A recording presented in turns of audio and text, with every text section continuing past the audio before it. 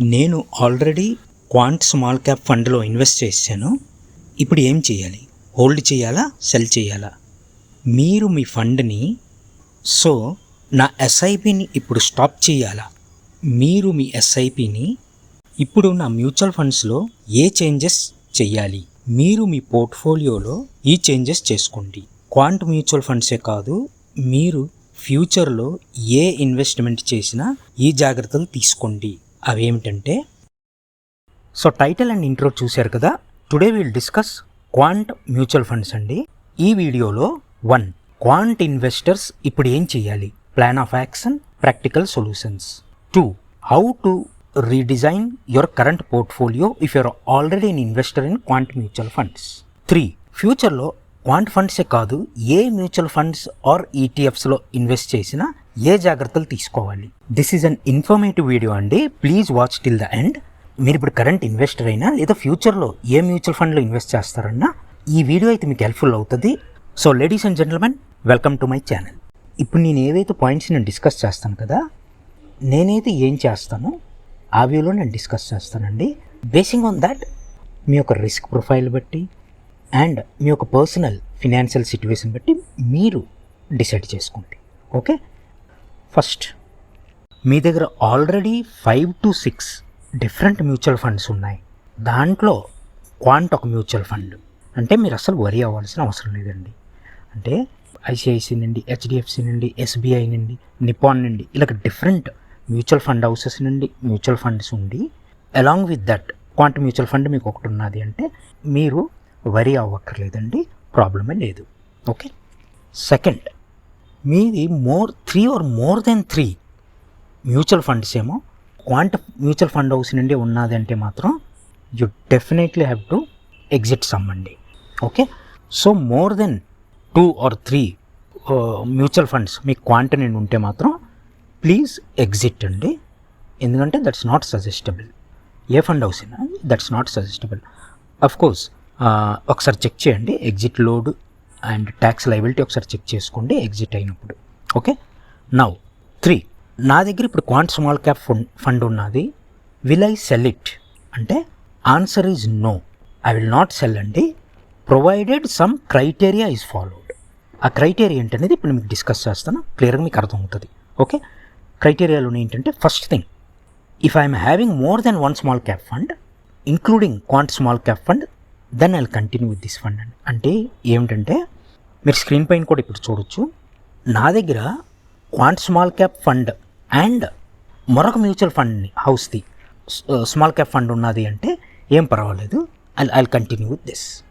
నా second criteria, లేదు నాకు ఒక క్వాంట్ స్మాల్ క్యాప్ ఫండే ఉన్నది, ఇంకే ఫండు లేదు అంటే మాత్రం ఒక పని చేయండి, మీరు మీ అమౌంట్ని స్ప్లిట్ చేయండి. ఫర్ ఎగ్జాంపుల్, మీరు 10,000 రూపీస్ క్వాంట్ స్మాల్ క్యాప్లో ఫండ్లో ఇన్వెస్ట్ చేస్తున్నారు అనుకోండి. ఇప్పుడు ప్రజెంట్ ఎగ్జాంపుల్కి చెప్తున్నాను, 10,000 అనుకోండి. అది స్ప్లిట్ చేయండి 5,000 అంటే మీరు స్క్రీన్ పైన చూడండి, 5,000 rupees small cap quant small cap ఫండ్కి ఇంకా మరొక 5,000 ఇంకా వేరే ఇంకే ఫండ్కైనా స్ప్లిట్ చేయండి. అఫ్కోర్స్ ఓవర్లాప్ కొద్ది చెక్ చేసుకోవాలి. నేను ఎందుకు స్ప్లిట్ చేయమంటున్నాను, ఈ ఎక్సెల్ సీట్ ఏమిటి అనేది మీరు ఈ వీడియోలో ఇప్పుడు చూడండి, మీకు అర్థమవుతుంది. నేను వేరే పాయింట్స్ డిస్కస్ చేస్తున్నప్పుడు మీ పోర్ట్ఫోలియో అలొకేషన్ గట్రా ఎలా ప్లాన్ చేయాలో చెప్పినప్పుడు మీకు అది క్లియర్గా అర్థమవుతుందండి. Please watch the video till the end అండి. ఓకే, ఇప్పటివరకు అయితే అర్థమైంది కదా. నౌ మీకు బెస్ట్ స్మాల్ క్యాప్ ఫండ్స్ పైన వీడియో కావాలి అంటే మాత్రం ప్లీజ్ కామెంట్ చేయండి, I will make a video on that. Now 4th, always remember అండి, over performance and under performance both are cyclical. Okay, over performance కూడా సిక్లికలే, అండర్ పెర్ఫార్మెన్స్ కూడా సిక్లికలే. టోటల్ ఏ మ్యూచువల్ ఫండ్ హౌస్కైనా ఇది తప్పదండి, ఇది ఒక సైకిల్. అప్ అండ్ డౌన్ అనేది అదొక cycle and all mutual funds go through this అండి. ఈ ఒక్క క్వాంట్ మ్యూచువల్ ఫండే కాదు, ప్రతి మ్యూచువల్ ఫండ్ హౌస్కి ఇది ups and downs are common in mutual funds. మీరు ఏ ఫండ్ హౌస్ అని తీసుకోండి, నిపాన్ అయినా, Motilal Oswal, ICICI, HDFC, SBI mutual fund, all these mutual funds కదా went through this cycle. Okay, అయితే మీరు ఎప్పుడైనా గుర్తుంచుకోండి, ఇదే కరెక్ట్ టైం మీరు ఇన్వెస్ట్ చేయడానికి. ఎందుకంటే you will be getting more units now. ఈ డౌన్వర్డ్ ఇప్పుడు ఏదైతే ఉందో కదా డౌన్వర్డ్ మూమెంట్ ఇప్పుడు క్వాంట్ ఫండ్స్లోని ఇప్పుడే మీకు మంచి opportunity to collect and gather more units. చూడండి బుల్ రన్లో ఎప్పుడైతే ఉండిందో market they performed good. Let's give them time. మీరైతే ప్యానిక్ అవ్వద్దు. ఇప్పుడు మీరు ప్యానిక్ అయ్యి ఎగ్జిట్ అయిపోయారంటే వేస్ట్ అవుతుంది మీకే. 1.5 year వెయిట్ చేయండి. వెయిట్ చేసిన తర్వాత అప్పటికే వాళ్ళ పెర్ఫార్మెన్స్ బాగాలేదు, they are not able to beat the index, they are not able to beat the category average అనుకోండి, అప్పుడు మనం ఎగ్జిట్ కోసం ప్లాన్ చేయొచ్చు. ప్రజెంట్ అయితే పేషెన్స్ ఉంచండి, ప్యానిక్ వద్దు. 1.5 year టైం వాళ్ళకిద్దాం, దెన్ విల్ సీ. మళ్ళీ చెప్తున్నాను కదా మీకు, షార్ట్ టర్మ్లోనే అండర్ పెర్ఫార్మెన్స్. మీరు చెక్ చేసుకోండి మీ పోర్ట్ఫోలియో ఒకసారి. షార్ట్ టర్మ్లోనే under performance, medium term, long టర్మ్లో there still doing pretty good. Okay, so do not worry about that. Now next, momentum ఫండ్స్తో ఉన్న ప్రాబ్లం ఏంటంటే అది చాలా వాలటైల్ అండి.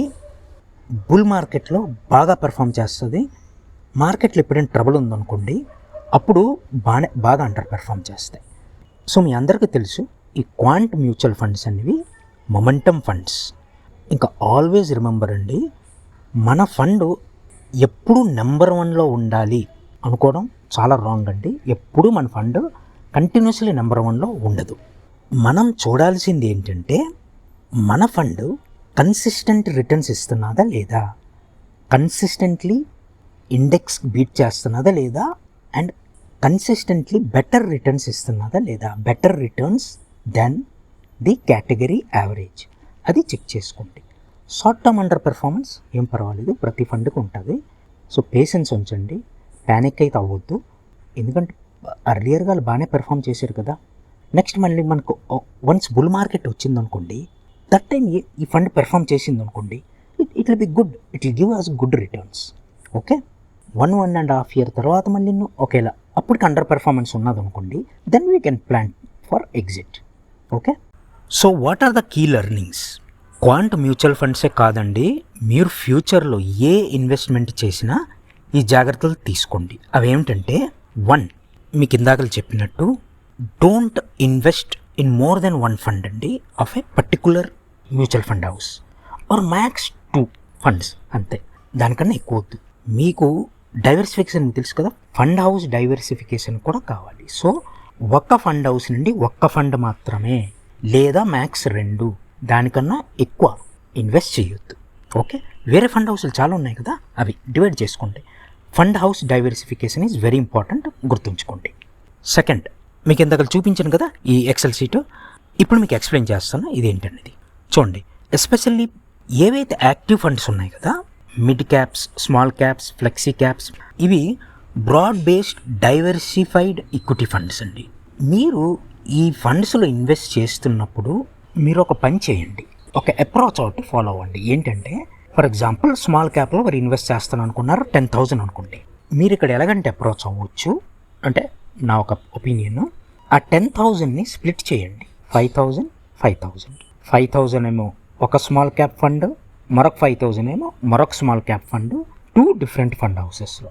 5,000 ఏమో క్వాంట్ స్మాల్ క్యాప్ ఫండ్లోని, మరొక 5,000 ఏమో వేరే స్మాల్ క్యాప్ ఫండ్లోని of a different fund house, అంటే ఎస్బీఐదా, నిప్పాన్దా, ఎనీ ఫండ్ హౌస్. అర్థమైంది కదా. మీరు స్మాల్ క్యాప్కే కాదు, మిడ్ క్యాప్కి అలాగే చేయొచ్చు, మల్టీ క్యాప్కి అలాగే చేయొచ్చు, ఫ్లెక్సీ క్యాప్కి అలాగే చేయొచ్చు. ఓకే, మీ అలాట్మెంట్ ఏదైతే ఒక ఫండ్లోనే కాకుండా 2 ఫండ్లలో చేయండి. ఆ 2 ఫండ్లు డిఫరెంట్ ఫండ్ హౌసెస్ అయ్యి ఉండాలి. ఓకే, మీరు ఎక్సెల్ షీట్ చూస్తున్నారు కదా, మీకు ఐడియా వచ్చి ఉంటుంది. ఇప్పుడు క్లియర్ కదా ఇది. అఫ్కోర్స్ ఇన్వెస్ట్ చేస్తున్నప్పుడు ఓవర్లాప్ చెక్ చేసుకోండి ఒకసారి. ఓకే, నా థర్డ్ మరొక కీ లెర్నింగ్ ఏంటంటే మనకు వచ్చింది, ఎప్పుడైనా గుర్తుంచుకోండి మీరు, don't chase for number 1 fund అండి. నెంబర్ 1 ఎప్పుడు ఈ ఇయర్ ఇది నెంబర్ 1 ఉందా, నెక్స్ట్ ఇయర్ మరొక నెంబర్ 1 అవుతుంది, ఇంకా నెక్స్ట్ ఇయర్ మరొకటి నెంబర్ 1.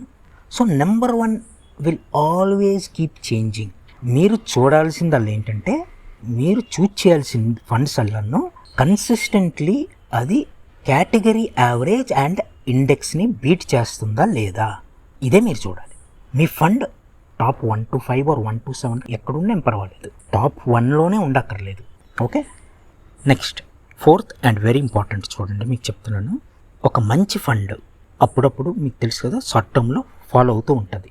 మీరు ఫాలో అయినప్పుడే ఆపర్చునిటీని తీసుకోవాలి, మీరు హ్యాపీగా ఫీల్ అవ్వాలి. గోల్డ్ రేట్ ఫాలో అయినప్పుడు పరిగెట్టేలు కొంటాం గోల్డ్, అంతే కదా. అమెజాన్లో ఎప్పుడు డిస్కౌంట్ వస్తుందా అని చూస్తుంటాం. ఇది అలాగే అనుకోండి. అఫ్కోర్స్ ఒక మంచి ఫండ్ అయి ఉండాలి. మంచి ఫండ్ ఎప్పుడైతే ఫాలో అయిందో మార్కెట్ కండిషన్స్ బట్టి, please take it as an opportunity.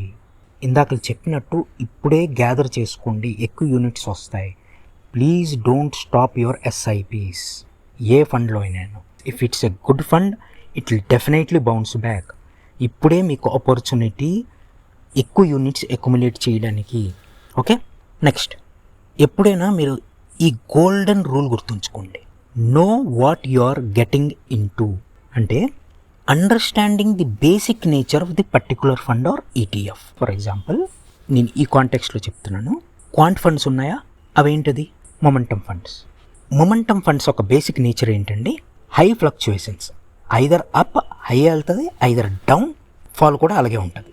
అంటే బుల్ మార్కెట్లోనేమో ఇది బాగా పెర్ఫామ్ చేస్తుంది, మార్కెట్లో ప్రాబ్లం ఉన్నదంటే ఫాల్ కూడా అలాగే ఉంటుంది. ఓకే, సో అది basic nature of quant. Next మరొక ఎగ్జాంపుల్ తీసుకుందాం. మోతీలాల్ ఓస్వాల్ తీసుకోండి. మోతీలాల్ ఓస్వాల్ ఏంటి, దిల్ టేక్ కాన్సన్ట్రేటెడ్ బెట్స్.